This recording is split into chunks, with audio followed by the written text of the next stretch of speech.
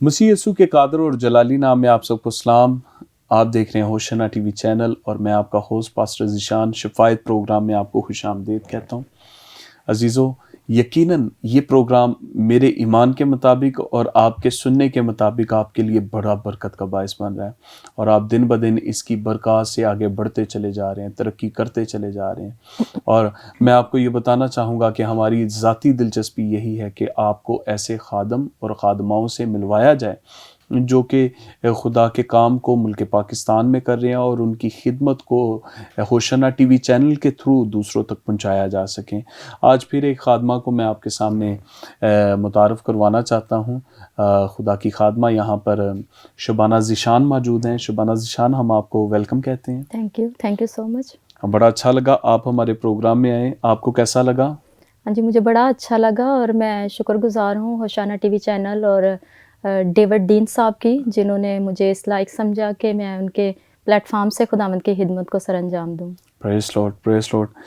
فی الحقیقت یہ بات بڑی زبردست ہے کہ ہمارے جو تمام تر وہ لوگ جو پیچھے رہ کے اس پروگرام کو کے لیے بڑی محنت کر رہے ہیں، آپ ان کو اس ٹی وی پہ بہت کم دیکھیں گے، کیونکہ انہوں نے بڑی زبردست خدمت کا بیڑا اٹھایا ہے اور ساری مشکلیں انہوں نے اپنے حصے میں ڈالی ہیں، اور ہم جو یہاں پر موجود ہیں ہمیں انہوں نے بڑی آسانیاں دی ہوئی ہیں. سو خداوند بردر امرت کی فیملی کو، بردر ڈیوڈ کو، اور پھر اسی طرح میم مرسی کو بڑی برکت دے تاکہ وہ اپنے جلال کے لیے انہیں اسی طرح استعمال کرتا رہے. سو عزیزو، میں انتظار کروائے بغیر چاہوں گا کہ ہم مزید آگے بڑھیں. آپ حوالہ پڑھیے جو آپ شیئرنگ کرنا چاہ رہے ہیں. جی، آستر کی کتاب، اس کا 4 باب، اس کی 15ویں، 16ویں اور 17ویں آیت. تب آستر نے ان کو مردکی کے پاس یہ جواب لے جانے کا حکم دیا کہ جا اور سوسن میں جتنے یہودی موجود ہیں ان کو اکٹھا کر، اور تم میرے لیے روزہ رکھو، اور 3 روز تک دن اور رات نہ کچھ کھاؤ نہ پیو. میں بھی اور میری سہیلیاں اسی طرح سے روزہ رکھیں گی، اور ایسے ہی میں بادشاہ کے حضور جاؤں گی جو آئین کے خلاف ہے، اور اگر میں ہلاک ہوئی تو ہوئی. چنانچہ مردکی روانہ ہوا اور آستر کے حکم کے مطابق سب کچھ کیا. خداوند کے پاک کلام کے پڑھے اور سنے جانے پہ اس کی برکت ہو. آمین. دعا کریں گے. خدا کے دوسرا آسمانی باپ، جب تیرے کلام کی باتوں کو تیری خادمہ بیان کرے، ہماری ساری گفتگو کے وسیلہ سے اور ہوشنا ٹی وی چینل دیکھنے والے اور سننے والوں کو خدا باپ بڑی برکت دے، تاکہ ہم تیرے حضور میں بڑھتے چلے جائیں اور کوئی دیدنی نہ دیدنی قوت ہمیں منتشر کرنے نہ پائے، بلکہ آج کی اس فیلوشپ کے وسیلہ سے جو کلام کے متعلق ہے ہم بڑی برکت پا سکیں. یہ سب کچھ مانگتے یسوع مسیح کے نام سے، آمین. جی، تو شبانہ ذیشان، آپ اس کے بارے میں کیا انٹرپریٹیشن شیئر کرنا چاہیں گی؟ ہاں جی، میں آج آپ کو بتاؤں گی پاور آف انٹرسیشن، کہ انٹرسیشن کی پاور کے متعلق. اب یہاں پہ یہ جو آستر کی کتاب ہے، یہ ایک بڑی ہی خوبصورت سٹوری ہے. تقریباً میرا خیال ہے کہ یہ سب کو پتہ ہے، سنڈے اسکول میں بچوں کو بھی موسٹلی یہ سنائی جاتی ہے، اور اس کے بیک گراؤنڈ سے سبھی واقف ہیں. آپ جانتے ہیں کہ مردکی جو تھا وہ آستر کا چاچا تھا، اور یہ لوگ یہودی تھے. اور جب ایکسپیریس بادشاہ کی بیوی ملکہ ویشتی اس کو چھوڑ کے چلی گئی، تو اس نے اعلان کروایا کہ سب سے خوبصورت لڑکی کو لایا جائے. وہاں پہ ہمیں ایک بیوٹی کانٹیسٹ ملتا ہے کہ وہاں پہ خوبصورتی کا مقابلہ ہوا. اس مقابلے کو آستر جو تھی وہ جیت گئی، اور اس کی ملکہ بننے کا شرف اس کو حاصل ہوا. لیکن مردکی نے اس کو گائیڈ کیا تھا کہ تو نے اپنی شناخت اس پہ ظاہر نہیں کرنی، یعنی کہ اس کو نہیں بتانا کہ تم یہودی ہو. اور جب وہ اس کی بیوی بن گئی تو اس نے اس بات کو اس سے چھپائے رکھا. اب جب یہ اس کی بیوی بن گئی، ملکہ بن گئی، تو سلسلہ بڑا اچھا چل رہا تھا. لیکن بادشاہ کا ایک خاص ملازم تھا، اس کا نام تھا حامان. حامان جو تھا وہ پوری یہودی قوم سے نفرت کرتا تھا، لیکن جو تھا نا مردکی، وہ سمجھ لیں کہ یہ اس کا پرسنل دشمن تھا، اس سے یہ کچھ زیادہ ہی نفرت کرتا تھا. اس کی خاص وجہ یہ تھی کہ مردکی چونکہ یہودی تھا، اور یہودی قوم کا ماننا ہے کہ ہم زندہ خدا کے علاوہ اپنا سر اور کسی کے سامنے نہیں جھکاتے. تو حامان جو تھا اس کے اندر یہ پراؤڈنس تھی کہ میں بادشاہ کا خاص ملازم ہوں، تو میں جب باہر جاتا ہوں تو سب لوگ میرے سامنے اپنے سر کو جھکاتے ہیں، لیکن واحد یہ شخص ہے جو میرا احترام نہیں کرتا، مجھے دیکھ کے کھڑا نہیں ہوتا یا مجھے دیکھ کے سجدہ نہیں کرتا. تو اس کے اندر یہ چیز تھی، وہ بڑا جیلس تھا مردکی سے، اور بڑا اس کو مردکی پہ غصہ تھا، جس کی وجہ سے اس نے سوچا کہ آلریڈی وہ یہودی قوم سے نفرت کرتا تھا، تو مردکی کی وجہ سے اور زیادہ اس کا قہر بڑھا. تو اس نے سوچا کہ میں ایسا کروں گا کہ میں اس پوری کی پوری قوم کو ختم کروا دوں گا, اور ایک ہی دن میں اس نے اس ساری قوم کو مروانے کا پلان کیا. اس نے پلان کیا کہ میں ایسا کروں گا کہ بادشاہ کے پاس جاؤں گا, حکم نامہ لوں گا اور اس قوم کو ختم کروا دوں گا. جب اس نے یہ پلاننگ کی تو جب مردکی کو پتہ چلا تو وہ بڑا اپسٹ ہوا. ساری یہودی قوم جو تھی وہ بڑی پریشان تھی, ان کو اپنی جان کے لالے پڑ گئے تھے. ظاہر سی بات ہے, اگر ہمیں پتہ چلے کہ کرسچن قوم کو ختم کیا جا رہا ہے, ایک ہی دن میں ہمارے بچوں کو مار دیا جائے گا ہماری آنکھوں کے سامنے, ہمارے ماں باپ کو مار دیا جائے گا, ہمیں مار دیا جائے گا, تو ہم امیجن کر سکتے ہیں کہ ہم پہ کیا گزرے گی. تو کچھ ایسا ہی اس قوم کا بھی حال تھا. مردکی نے سوچا کہ میں آستر کے پاس یہ کہلاوا بھیجتا ہوں, کیونکہ وہ اس ٹائم اتھارٹی میں تھی, ملکہ تھی اس ٹائم. تو اس کو یہ تھا کہ ہو سکتا ہے کہ یہ کسی طریقے سے بادشاہ کو گائیڈ کرے, بادشاہ اپنے قہر سے ٹل جائے, یا بادشاہ جو ہے وہ اس نے جو حکم جاری کیا ہے اس حکم سے باز آ جائے. لیکن کیا ہوا کہ جب مردکی نے آستر کے پاس یہ میسیج بھجوایا کہ ہم لوگ ختم ہونے والے ہیں, ہماری قوم کو خطرہ ہے, ایسے ایسے حمان کے متعلق ساری سٹوری جب بتائی کہ حمان ایسے ایسے کر رہا ہے, اس نے پلاننگ کی ہے یہودیوں کو مروانے کی, تو آستر نے پہلے تو اس کو میسیج بھجوایا کہ میں کچھ نہیں کر سکتی. اس نے کہا کہ میں کچھ نہیں کر سکتی, کیونکہ پہلی بات یہ ہے کہ میں بادشاہ تو جانتا ہی نہیں کہ میں وہ یہودی ہوں, میری تو شناخت کا ہی نہیں پتہ. تو جب یہ میسیج مردکی تک کنوے ہوا تو مردکی نے اس سے پھر سے ایک میسیج بھجوایا. مردکی نے کہا کہ میری بات سن, تو یہ نہ سوچ کہ جب یہودی لوگ مارے جائیں گے تو تو بچ جائے گی, تو بھی مرے گی کیونکہ تو بھی یہودی ہے. تو کسی نہ کسی طرح سے بادشاہ کو پتہ چل جائے گا کہ تو یہودی ہے, ابھی تو تیرا نہیں ہے پتہ, لیکن جب وہ یہودیوں کو ماریں گے تو تو بھی بیچ میں ہی مرے گی. تو آستر نے تب وہاں پہ ایک ڈیسیژن لیا, اور اس نے ڈیسیژن لیا کہ میں انٹرسیشن کروں گی. اور بڑی خوبصورت یہاں پہ ہمیں اس کی مثال نظر آتی ہے انٹرسیشن کی, کہ وہ اپنی قوم کے لیے اس نے کس طرح کی انٹرسیشن.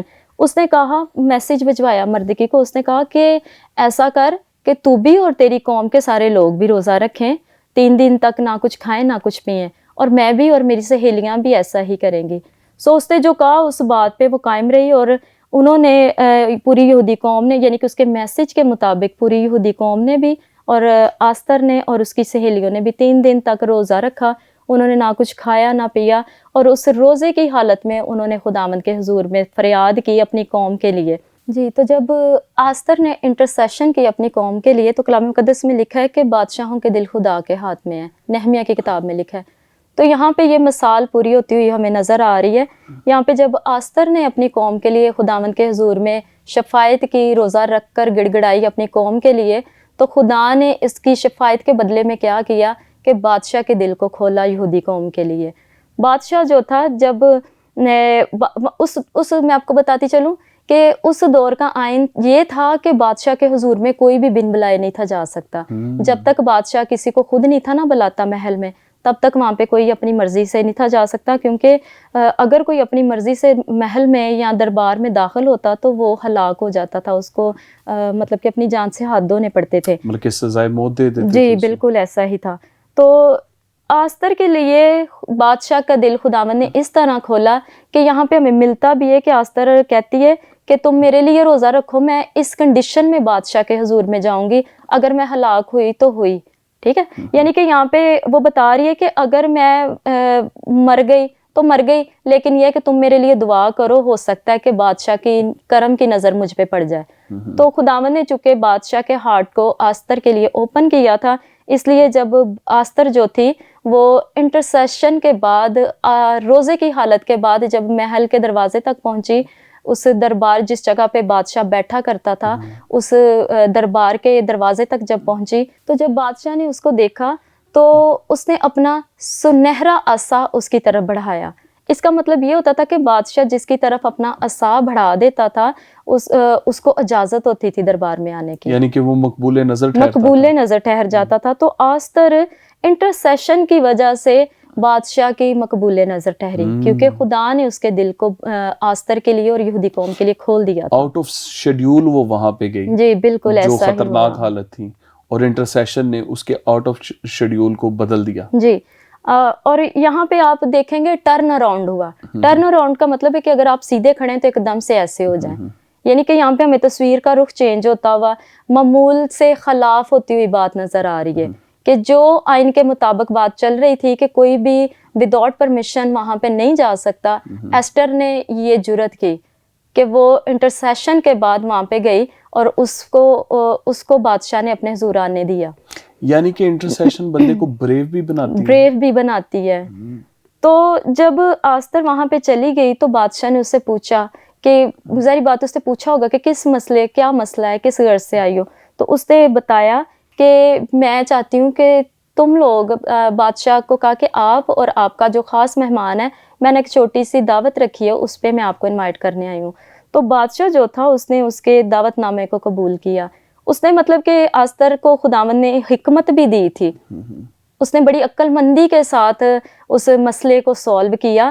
اس نے اسی ٹائم پہ نہیں جذباتی ہو کے, جیسے عورتیں موسٹلی جذباتی ہو جاتی ہیں اور اپنے آپ پہ کنٹرول نہیں کر پاتی, فوراً سے جو دل میں ہوتا ہے وہ بول دیتی ہیں, اپنا غصہ نکال دیتی ہیں. اس نے ایسے نہیں کیا, بلکہ اس نے بڑے ہی طریقے سے وہاں پر جا کر بادشاہ سے کہا کہ میں چاہتی ہوں کہ بادشاہ آپ اور آپ کا خاص مہمان, میں نے ایک چھوٹی سی پارٹی رکھی ہے, اس میں آپ لوگ آئیں. تو بادشاہ نے اس کے دعوت نامے کو قبول کیا. جب حامان اور بادشاہ اس چھوٹی سی دعوت میں گئے تو تب اس نے ساری باتیں بادشاہ کو بتائیں کہ ہماری یہودی قوم, یعنی کہ اس نے اپنا بھی بتایا کہ میں بھی یہودی ہوں اور ہماری جو یہودی قوم ہے اس کو بڑا خطرہ ہے, وہ ایک ہی دن میں مر جانے والی ہے, بچے بوڑھے جوان سب کو ایک ہی دن میں کوئی اس کو مارنے والا ہے. تو بادشاہ بڑا حیران ہوا جب اس کو پتہ چلا کہ میری ملکہ بھی یہودی ہے اور اس کی قوم یہودی ہے اور ان سب کو کوئی مارنے والا ہے. تو وہ غصے میں آیا. اس نے پھر وہاں پہ اس سے پوچھا کہ کون ہے جو تمہیں اور تمہاری قوم کو مارنا چاہتا ہے. تو تب اس نے بتایا کہ یہ جو آپ کا خاص مہمان ہے حامان, یہ ایسے کرنا چاہتا ہے. بادشاہ کو غصہ آیا اور بادشاہ نے کیا کیا کہ حامان کو پکڑوایا اور حامان کے لیے, حامان کا جو پلان تھا یہودی قوم کو مروانے کا, وہ وہاں پہ پھر ہمیں ٹرن اراؤنڈ نظر آتا ہے کہ وہ اس پہ بھاری پڑ گیا.